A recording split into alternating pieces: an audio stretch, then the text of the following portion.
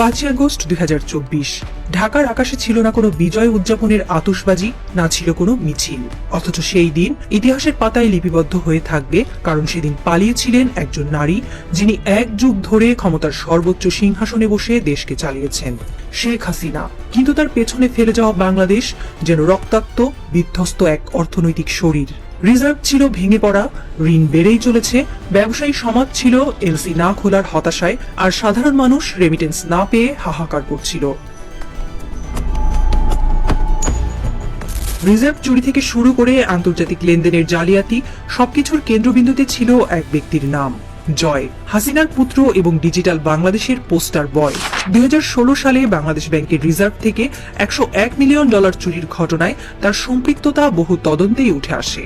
Governor Atiur Rahman অভিযোগ করেছিলেন তিনি জয়কে অবহিত করেছিলেন, কিন্তু জয় তা চাপা দিয়ে একজন ভারতীয় পরামর্শককে দায়িত্ব দেন বিষয়টি দেখার জন্য। এই ঘটনা ছিল কেবল শুরু।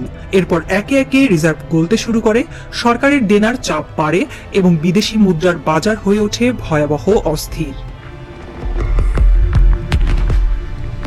হাসিনার শাসনামলে বাংলাদেশের পররাষ্ট্রনীতি ছিল ভারতের ছায়া অনুসরণ। দিল্লি যা বলেছে ঢাকা তাই করেছে। কূটনৈতিক দালালি, সীমান্তে গুলিবর্ষণেও বাংলাদেশ নিশ্চুপ থেকেছে। এই শূন্যতায় ব্যবসায়ীরা আশ্রয় খুঁজেছিল বৈদেশিক লেনদেনে, কিন্তু ডলার সংকটে তার রূপ নেয় দুঃস্বপ্নে। হাসিনার একের পর এক ভুল সিদ্ধান্ত, রাজনৈতিক প্রতিশোধ পরায়ণতা ও অদক্ষ অর্থনৈতিক ব্যবস্থাপনা দেশকে নিয়ে যায় এক পতনের পথে। 5 আগস্ট হাসিনার ভারতে পলায়নের পর দেশের দায়িত্ব নেয় একটি অন্তর্বর্তী সরকার। এই সরকার ছিল ভিন্নধর্মী, কোনো রাজনৈতিক দলের ছত্রছায়ায় নয়, বরং একটি ব্যতিক্রমধর্মী নাগরিক প্রশাসন জোটের নেতৃত্বে। আর এই সরকারের হাল ধরেন নোবেলজয়ী অর্থনীতিবিদ অধ্যাপক মোহাম্মদ ইউনূস। অনেকেই ভেবেছিলেন ইউনূস হয়তো নীতি নির্ধারক হবেন, মুখপাত্র হবেন, কিন্তু তিনি হয়ে ওঠেন সরকারি কার্যকরী প্রধান। যে মুহূর্তে তিনি বলেছিলেন দেশে আর কর্পোরেট পুঁজি নয়, প্রয়োজন মানবিক অর্থনীতি, তখন থেকেই বাংলাদেশে শুরু হয় এক মৌলিক পরিবর্তনের সূচনা। ইউনূস বুঝেছিলেন রিজার্ভ ফিরে পেতে হলে দরকার হবে 3টে স্তম্ভে কাজ।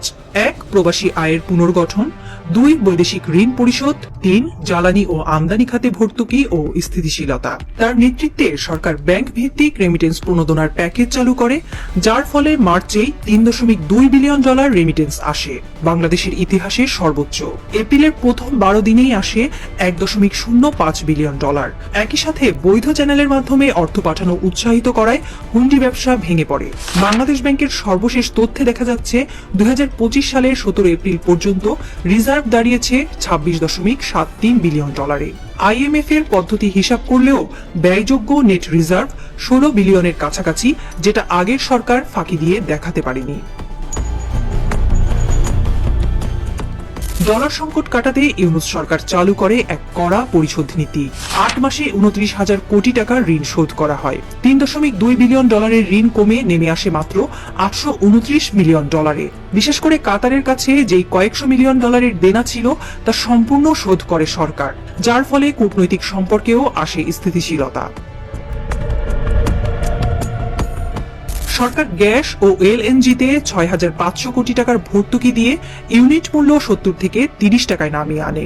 এর ফলে বিদ্যুৎ উৎপাদন খরচ কমে আসে, শিল্প খাত স্বস্তি ফিরে পায় এবং জনগণের ওপর চাপ কমে। গ্যাস খাতের বকেয়া বিল 75 কোটি টাকা থেকে কমে আসে 24 কোটিতে। এই সবকিছুর পেছনে একটি কৌশল কাজ করেছে, স্বল্পমেয়াদী কষ্ট, দীর্ঘমেয়াদে শক্ত ভিত্তি। জাতিসংঘে দেয়া বক্তৃতায় প্রফেসর ইউনূস বলেন, একটি দেশের প্রকৃত শক্তি মাপা হয় তার মানুষের ক্ষমতায়নে, তাদের অর্থনৈতিক স্বাধীনতায়। এই বক্তব্যে বাজে তুমুল প্রশংসা। আন্তর্জাতিক গণমাধ্যমগুলো বাংলাদেশকে তুলে ধরেছে দক্ষিণ এশিয়ার নতুন ফাইন্যান্সিয়াল মডেল হিসেবে। ব্লুমবার্গ বলেছে বাংলাদেশ এখন নিজস্ব শর্তে বিশ্ব অর্থনীতিতে অংশ নিচ্ছে। দ্য ইকোনমিস্ট লিখেছে ইউনূসের ব্যাংক টু বেসিক্স নীতি দক্ষিণের দেশগুলোর জন্য অনুকরণীয়। অনেকেই বলে থাকেন ইতিহাস শুধু রাজনীতির কোটচালে লেখা হয় না, তা লেখা হয় অর্থনীতির সংখ্যায়, মানুষের বিশ্বাসে আর একটি জাতির স্বপ্নে। হাসিনার ছায়া যেদিন ঢাকার আকাশ থেকে সরে যায়, সেদিনই বাংলাদেশ দেখেছিল নক্ষত্র পতন। কিন্তু ঠিক সেই অন্ধকারে দাঁড়িয়ে একজন প্রফেসর, যিনি কলমের বদলে দায়িত্ব তুলে নিয়েছিলেন হাতে, তিনি দেখিয়ে দিলেন নিয়মের বাইরে গিয়েও ইতিহাস লেখা যায়। আজ বাংলাদেশ ব্যাংকের রিজার্ভ ফিরেছে, রেমিটেন্স রেকর্ড ছুঁয়েছে এবং বৈদেশিক ঋণ পরিশোধ হয়ে যাচ্ছে প্রতিনিয়ত। প্রফেসর মোহাম্মদ ইউনূস এক নাম, এক প্রতীক, এই অর্থনৈতিক মুক্তি কাহিনীর নায়ক। যে গল্প শুরু হয়েছিল দুর্নীতির আধারে আর শেষ হচ্ছে তার আলোকিত পথে। বাংলাদেশ আবার উঠছে, তার চোখে এখন প্রতিশ্রুতি, তার কণ্ঠে আত্মবিশ্বাস।